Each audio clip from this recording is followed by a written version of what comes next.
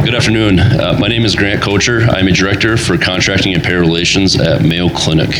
Hi, I'm Victoria Losinski. I'm a vice president of quality, star ratings, and risk adjustment at Blue Cross Blue Shield of Minnesota. So thinking back to what we heard earlier in the day, it was the perfect setup for what we want to share about our relationship with Mayo. Really, when we think about it, it was how can we reduce abrasion? How can we bring our partnership closer together? Where we started from was in looking at the relationship that we've had with Mayo Clinic for a number of years. We realized there's an additional clinical information that we were constantly asking for over and over again when processing prior authorizations and claims. We request information, we have to stop the whole process, we were rejecting claims only to get that information back later, and it was delaying care for members as well. And so really what brought us together around trying to figure out this solution was how could we work to streamline that process to decrease the burden and create a better experience.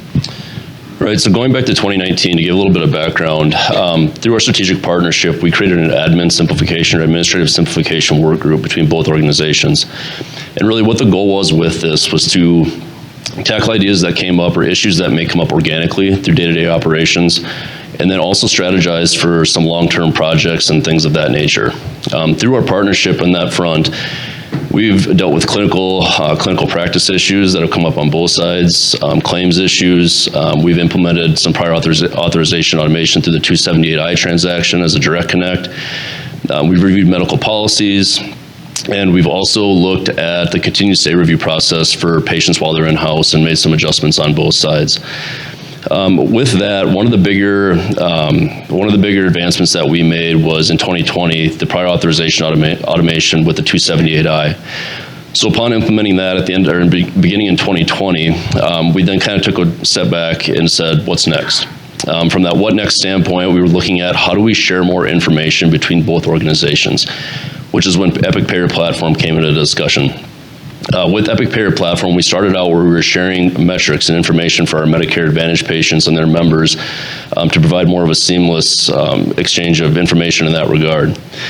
From there, in spring of 2021, Blues of Minnesota added the commercial membership to their Epic Payer Platform footprint, and that really took us down this path to look at opportunities to share medical record information for both prior authorization and claims processing. So with that, there was some build. Obviously, it was kind of mentioned before with some of the vendors. There was some build that was required on both sides. On the Mayo Clinic side, it was more so making the appropriate information or clinical information accessible for Blue Cross of Minnesota. And on the Blue Cross of Minnesota side, it was looking at some of the edits in our claims system. After all the work was done, we implemented in roughly September of 2021. And you can see by the graphs on the slide there that since September of 2021, we've seen a significant reduction over the course of those next months throughout 2021, and that has continued into 2022. So again, this is post-service claims denials for additional documentation requests. That was the initial focus of the pilot, and since that point, Blue Cross has also started expanding this and using it for prior authorization. So again, if we're submitting a prior authorization request through a different avenue and additional documentation is needed, they can utilize Epic Payer Platform to pull that information as well. So we've seen a benefit there. With this functionality shared between both organizations, we've seen a positive impact for positive impact for administrative simplification across both organizations. Mayo Clinic, as it relates to denials and medical record requests, and with Blue Cross Minnesota, they've noted a marked reduction in phone calls because when we would receive that denial, we would pick up the phone and call Blue Cross of Minnesota. When we look back at what really made this partnership a success, there's several lessons that we learned, and they're not really surprising when you think about it. A collaborative partnership is where we needed to start. We had to have a good relationship, I guess using that analogy before, we had to date before we could get married. That partnership really grounded us in being able to think creatively about how we would solve these problems. As Grant said, we had that administrative simplification work group, and then it became really easy to see how could we use automation or clinical data exchange to help support that differently. The second piece of that was trust. As Grant mentioned, when we started with Blue Cross's use of Epic Payer Platform, we were using it in government markets only. We were using it to drive our HEDIS rates because that's where we saw opportunity. What we really learned was in order to develop that trust with our provider partners, we needed to make sure that we were thinking more holistically in making sure that all of our lines of business were there, and that we could support and look for more use cases that were going to have greater benefit to our provider partners. On the other side, from Mayo Clinic's perspective, when we first started with the data exchange, there was problems with data filtering. What information do you absolutely have to send to us in order to make these decisions? And we quickly learned over the beginning of that exchange that fewer filters actually made more sense in the end. How can we share that information transparently so that both sides could do the work that was going to be able to impact patient care? We also needed to think through systems impact. So one example of that was it was great for us to be able to pull up information on the Blue Cross side and look for the data that we needed in order to approve the claim. But ultimately, we also needed to change our systems when we think about the downstream impacts of that.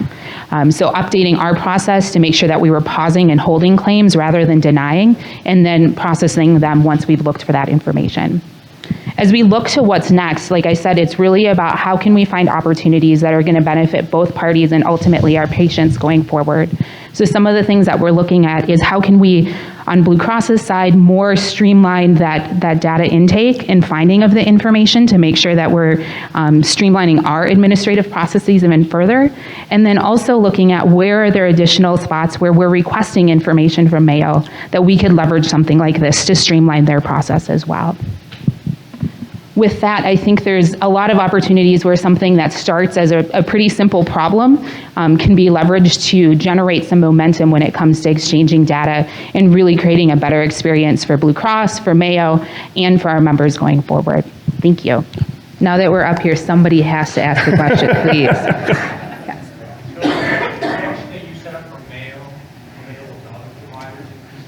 Yes, we do have connections with other other providers and are looking at opportunities with other providers as well.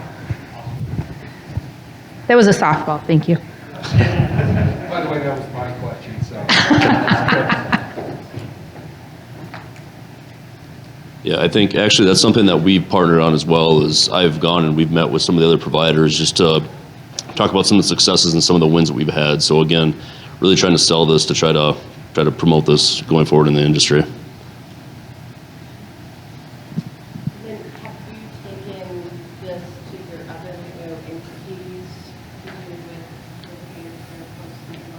Yeah, so we've been having some discussions with other payers as well about how do we continue to roll this out.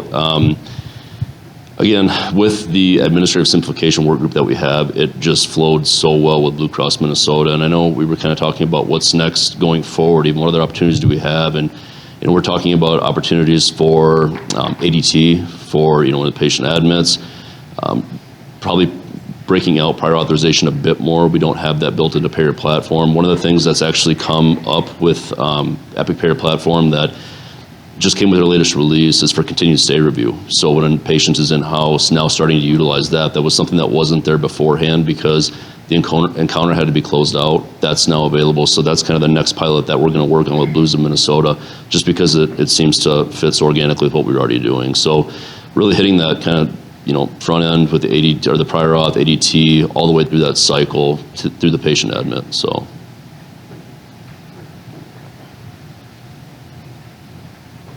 Yep. Do you see any potential for broadening this more closely with the Mayo Clinic Care Network programs that are out there currently? That's a great question. It's not something that's come up yet. I can definitely take that back with some of the counterparts I work with at Mayo Clinic with MCCN, but it has not come up at this point. It's a great question, though.